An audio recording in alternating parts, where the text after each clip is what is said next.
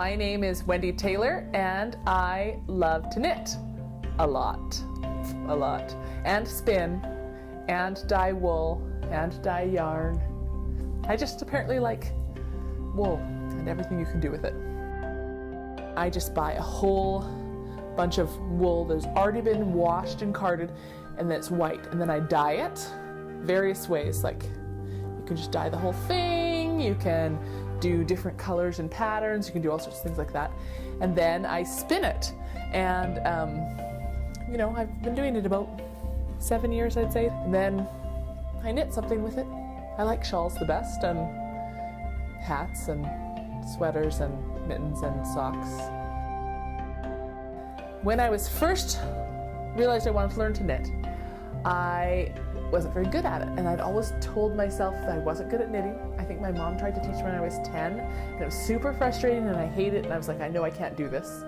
But then I thought, surely I can do it. I'm not dumb. I can figure this out.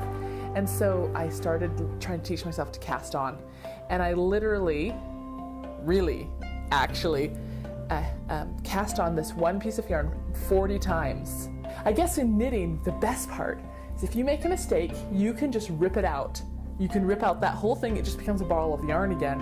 And that, to me, is a really great kind of thought.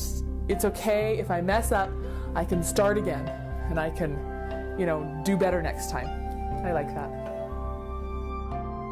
One of the reasons I think that learning all the time is important is I think it keeps your brain agile. And I think it keeps you from being bored. So I know a lot of people, when they're out of school or they become a mom, they're like, I don't have to learn anything anymore. I think that's kind of dumb. One, people come up to me all the time and say, how did you do that? I could never do that. And I think, sure you could. You could get a book like I did. You could read the book. You could try a number of times. You could mess up a number of times and then try again and then eventually learn something. But I think that trying to learn something, especially if it's a little bit hard, and keeping to try, it makes you have good feeling.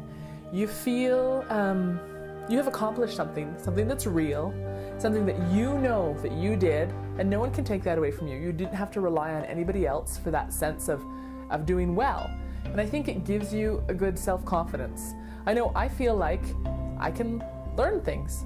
I don't have to know everything. I can learn something if I need to. And I think it's also really helpful to mess up a lot and then get it later.